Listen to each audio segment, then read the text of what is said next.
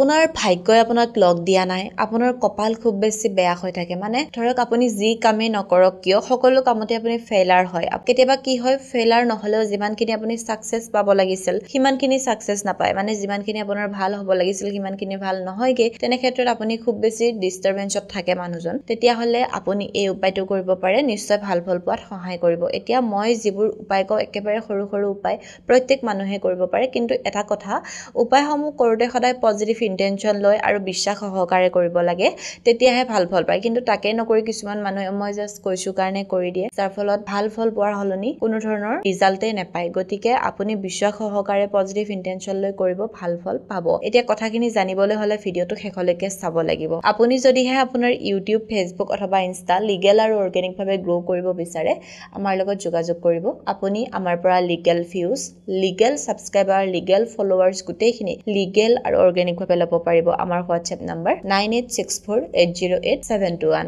এতিয়া আমি কথা পাতিম যে আপোনাৰ যদি ভাগ্যই লগ দিয়া নাই, আপোনাৰ কপালখন খুব বেছি বেয়া হৈ থাকে, এনেকুৱা কি উপায় কৰি আপুনি ভাল ফল পাব পাৰে। আপুনি কি কৰিব, এখন বগা কাপোৰ ল'ব, তাত আপুনি 100 এটা চাউল ল'ব আৰু এটুকুৰা চুফাৰি ল'ব। লৈ সেইখিনি ধুনীয়াকে আপুনি বান্ধিব। বান্ধি উঠি আপোনাৰ ঘৰৰ ওচৰৰ যিকোনো নিকটৱৰ্তী মন্দিৰত গৈ আপুনি সেইখিনি দান কৰি থৈ আহিব। যেতিয়া বস্তুখিনি আপুনি দান কৰিব, এটা পজিটিভ ইন্টেনশন ল'ব। মানে আপুনি যিটো আপোনাৰ প্ৰব্লেমৰ কাৰণে কামটো কৰিছে, ভাবিব যে আপোনাৰ প্ৰব্লেমটো সলভ হ'ল। তেনেকে পজিটিভ ইন্টেনশন এটা লৈ ঈশ্বৰৰ ওপৰত বিশ্বাস ৰাখি বস্তুখিনি আপুনি গৈ মন্দিৰত দান কৰি থৈ আহিব। মন্দিৰত থৈ আহিবগে, চাব আপোনাৰ সমস্যাটোৰ পৰা আপুনি অতি সোনকালে সমাধান লাভ কৰিব।